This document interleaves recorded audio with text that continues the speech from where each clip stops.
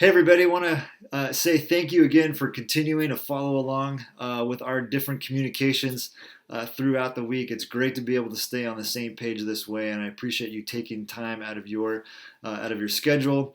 I know you're being inundated with a lot of different emails and things right now from all sorts of organizations, so thank you for taking the time to either read through or watch this video so that we can continue to be on the same page as a community as we move through this coronavirus social distancing moment together. Hey, the theme today is generosity. I know there's a lot of questions about what can we be doing? How can we be a generous community during this time? And I just wanted to walk through a couple of things. There's certainly far more than this, but just a couple of things that I think are really helpful for us to sort of grab onto.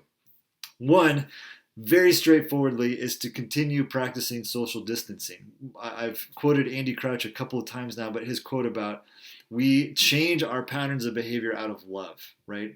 This is a very disruptive moment. It's thrown a lot of things into turmoil, and yet one of the ways that we can be loving to our friends and our neighbors during this time is to honor the social distancing mandate. So that would be one of the first things that I would say. Second thing is our Yolo County Food Bank is a very practical place to either give a donation to or even volunteer a little bit of time. And they have a great web page set up with a sign-up sheet. You can go in there and figure out what you can do. And I would highly recommend that as a very, very tangible way to be generous during this time. The other thing is to get creative. And I have really enjoyed hearing some ways that people have been creative during the last couple of days and weeks. So 3 things that I would just throw out there. And again, there's so many more than this. Use your holy imagination. I've seen people get really creative about the ways that they are connecting, creating groups and Zoom hangouts, either after the gathering time on Sunday morning or around playing games or just all kinds of different ways of connecting. Don't neglect reaching out to the people in your life. That is a great way to be generous with your time and with your energy in phone calls, text messaging, whatever it is that you can do to connect with those folks. I know some people who have written notes and put them on other people's doors, even their actual neighbors, just saying, hey, is there something I can do to serve you? Is there groceries I can go grab? I think that's an amazing way. Remember, you have actual neighbors, right, that you can serve. And so just touching base with them and in that way, leaving your phone number so that you're available to them for whatever needs may arise. Very creative idea. And then finally, our local businesses are facing a significant crisis.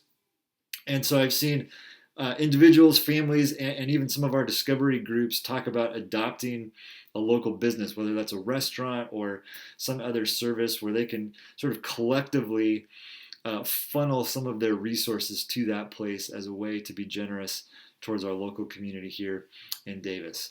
The last thing that I would say too is to continue being generous to Discovery and to continue giving to Discovery. All the information on how to give is available on our app, and we continue to do the offering moment on Sunday mornings, even though it's virtual.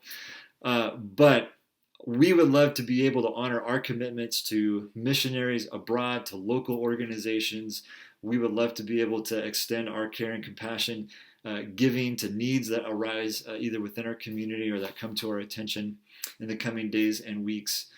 And then also just to continue paying our staff and doing the things that we do to be a church in this place. We deeply appreciate your giving that is worshipful and missional and sacrificial. My encouragement to you is to keep on doing that. Generosity begets generosity. And the more ways that we can be generous, whether that's directly to the church or to our neighbors or to these other local organizations, the better it will be for all of us.